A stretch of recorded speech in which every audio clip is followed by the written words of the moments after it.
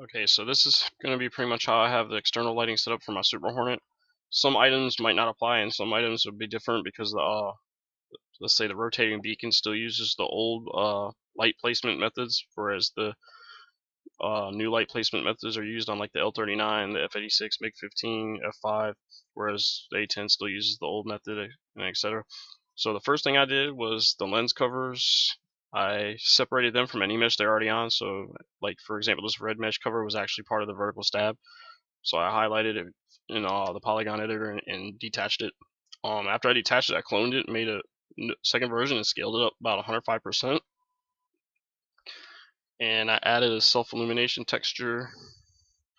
Basically, that texture would be diffuse, illumination, and opacity. The 75% value was I just put there for let's just keepsake. I'm pretty sure it's set by the texture.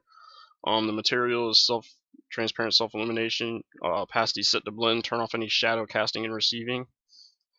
So for the texture, basically, the RGB layer is going to be the diffuse texture, and the alpha layer will control both the illumination and the opacity. So black would be transparent and no light rendering, no self-illumination, and white would be opaque and full illumination. You can add gradient to it, so it's not like full on, but for the sake of this video, I just keep it full on. Alright, so once you got the lights texture applied to the mesh, you have to animate it turning on and off, which you would go to the curve editor, select the mesh, go to tracks, visibility track, add if it isn't already there, double click it, change the assign controller, change it to the ARG controller, ARG based visibility, double click the visibility, add an animation number, click on the animation number, and then use, I think it's the draw curves. Yeah, draw curves. To control it, anything the line below the black line is off. When the line's above the black line, it's visible. And you only have the positive or the negative values. You can't put it on the black line or any more than these two values. So above the black line is visible, below is invisible. After that, if you use alternate light sources or lens flares, etc., highlight them, and I use the select and link hierarchy tool and link it to the light mesh. So when that turns on, the objects that are linked to them inherit the visibility. Make sure they inherit the visibility and turn on with it. I'm pretty sure by default inherit visibility is on. I'm not property.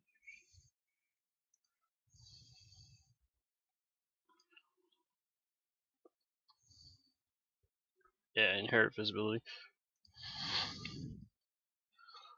So if you want to place alternate or 3ds rendered light sources, you basically go to create, go to lights, click, make sure it's standard. You can use Omni for just 360-degree light sources, and you can use target spot for like spotlights or wide-angled lenses, etc.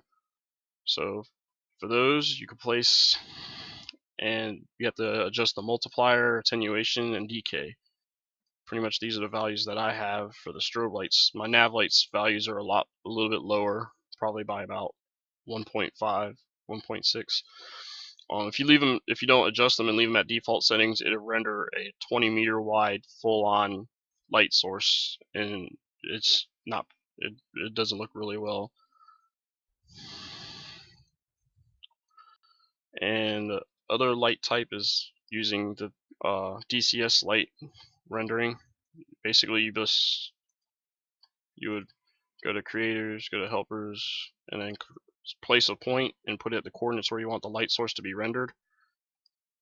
So for example, this is at basically inside the cover for the lamp, and then you would name it something like Tails strobe light,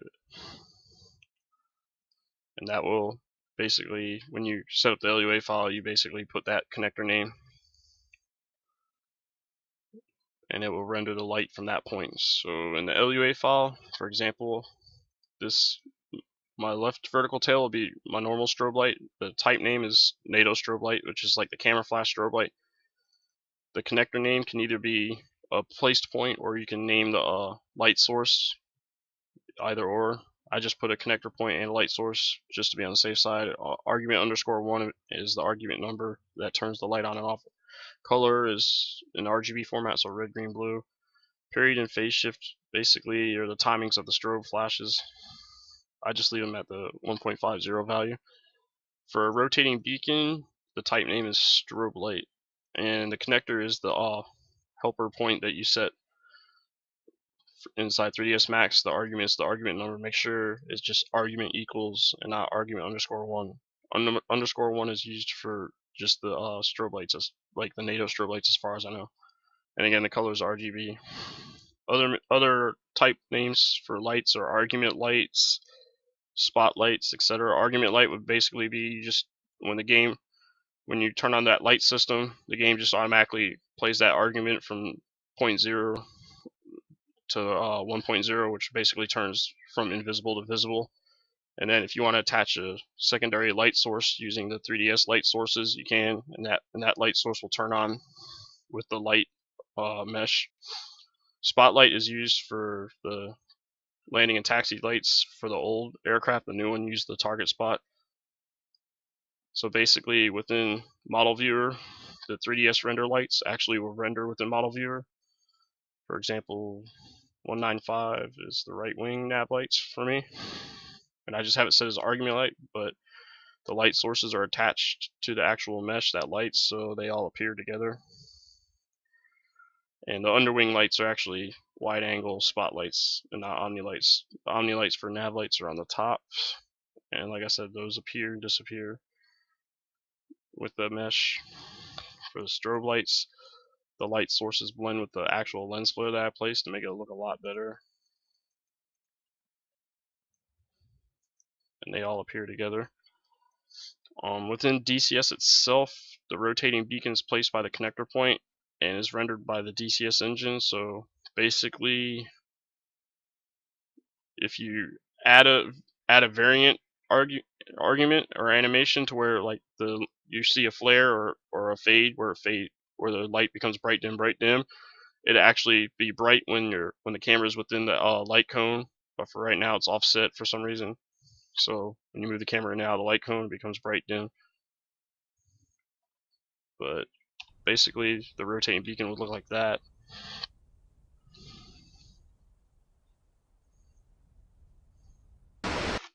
Alright, pause that before the machine gets loud. So for basically a recap, you have for rotating beacons, you place the helper point and any 3D mesh you want lit at the same time, and animate the visibility, and then you just basically set the type, the connector, the light point, and the argument for visibility of turning on off, and the color.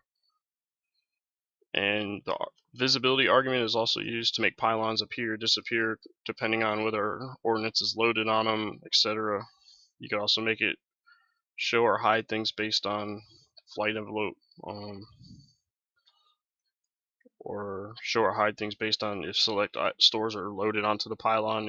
You can show or hide a secondary launcher or attachment. For example, I have a pylon, and then I have like the LAU rail, pylon, LAU rail with a separate position connector. So basically, the visibility animation controller can be used for turning a lot of stuff on and off, other than just lights.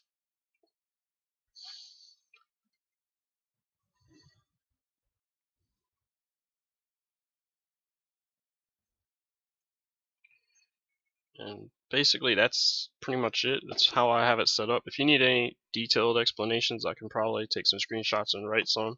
But for the most part, I think I explained it pretty well. Let me know if you have any